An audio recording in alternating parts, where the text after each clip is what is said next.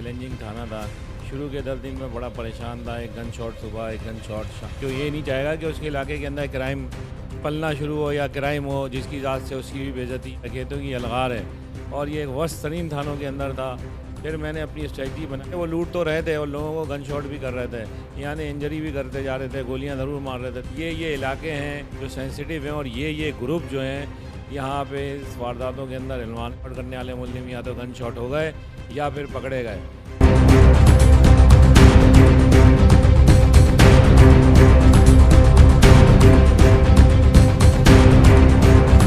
Crime को किस तरीके से कंट्रोल करते हैं, कहीं भी चोरी हो जाती है तो इनके लिए सुराख लगाना या उनको पकड़ना मेरे ख्याल में कोई तरीके से करते हैं।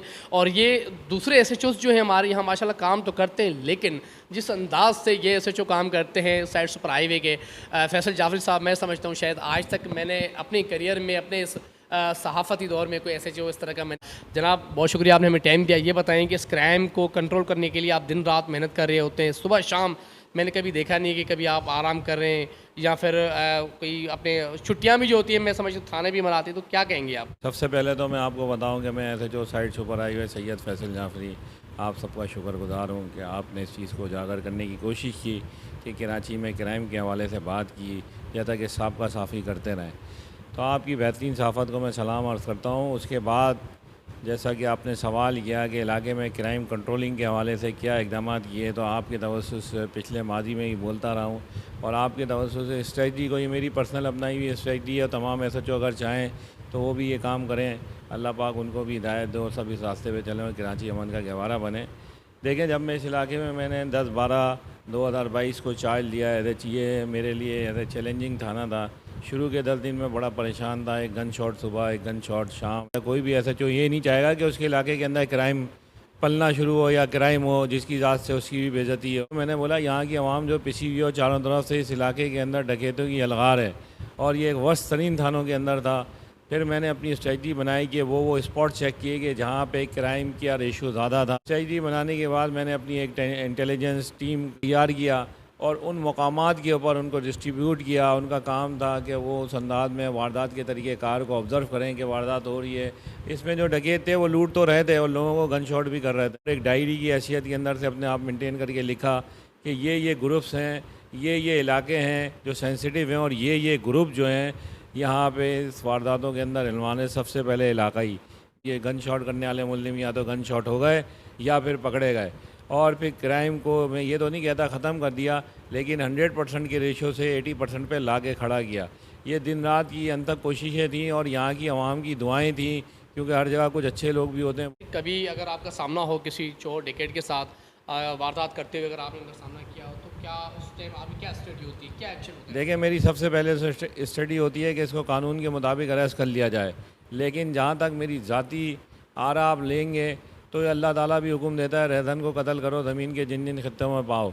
और रहदन की तो आपको पता है नमाज़ जनाजा भी जायज़ है, लेकिन बदकिस्मती से हमारा शरई कानून नहीं है, जमहूरी कानून है।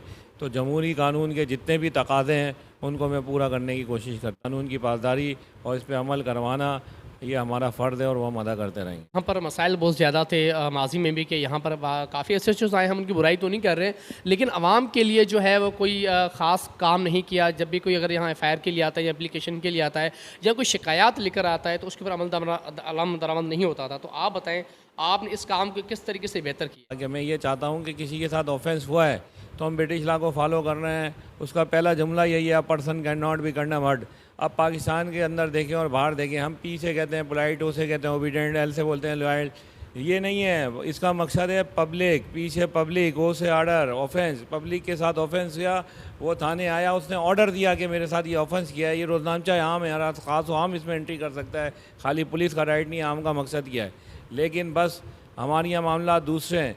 तो मेरी ये एफर्ट्स होती है जिसके साथ ऑफेंस हो वो फर्स्ट अटैम्प्ट के अंदर वो रिकॉर्ड पे आ जाए। क्या मैसेज है, अगर फर्ज करें अगर कोई उनके साथ कोई मसला पेश आता है या कोई वारदात हो जाती है तो उनके लिए थाने 24 घंटे तो वैसे खुले होते हैं, तो क्या उन 24 घंटों में क्या उनके लिए काम किया जाएगा? बिल्कुल, आवाम के लिए मेरी यह आ रहा है कि देखिए, मैं हर एसएचओ को भी मैसेज जाना चाहता हूँ। एसएचओ का मतलब एसी के रूम में बैठ जाना नहीं है।